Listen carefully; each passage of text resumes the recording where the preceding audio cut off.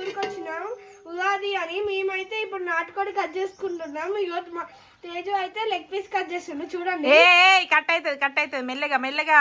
తేజ అక్కడ పెట్టు నాన్న కట్ చేస్తాడు వచ్చి. కానీ ఇప్పుడు మీకు ఒక్కొక్క బాడీ పార్ట్ చూపిస్తా. అరే తేజు దాన్ని అంతా పెంట చేస్తున్నారు కదా.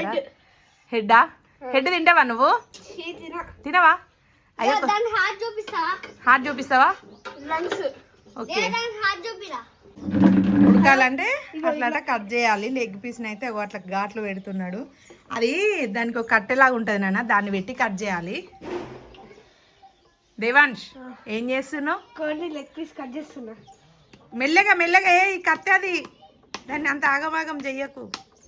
ఇప్పుడైతే పట్టిస్తున్నా. ముందుగా అయితే నేను ఆయిల్ వేసుకున్నా, తర్వాత అల్లం వెల్లుల్లి పేస్ట్, కారము, పసుపు మెల్లగా కలుపు, ఎందుకంటే కుచ్చుకుంటాయి మరి. స్లోగా ఆ ప్లేట్తోనే వేసే, లేకపోతే చిన్ను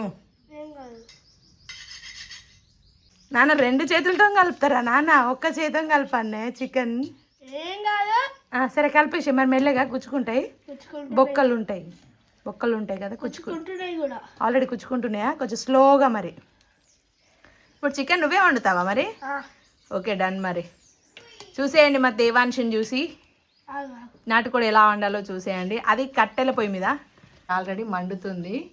ఆయనేమో కలుపుతున్నాడు, ఈ లోపల కట్టెలు మండుతున్నాయి. పొయ్యి మీద పెట్టేసిరే, ఇంకా ఆలస్యం లేదు. ఇప్పుడైతే చికెన్కి కావాల్సిన పోపుకైతే పుదీనా ఆకులు అయితే మా చేనులో అయితే తెంపుతున్నాడు దేవాంశ్ పెద్దోడు.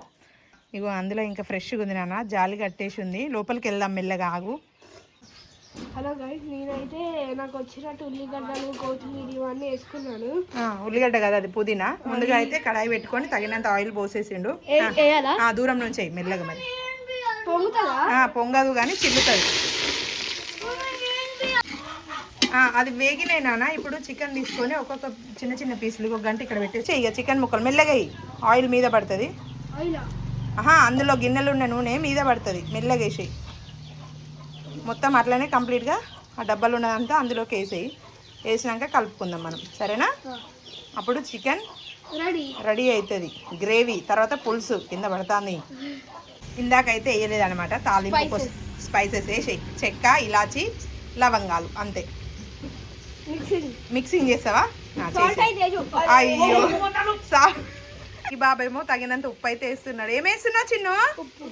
ఉప్పు చాలు ఇంకా. ఓకేనా?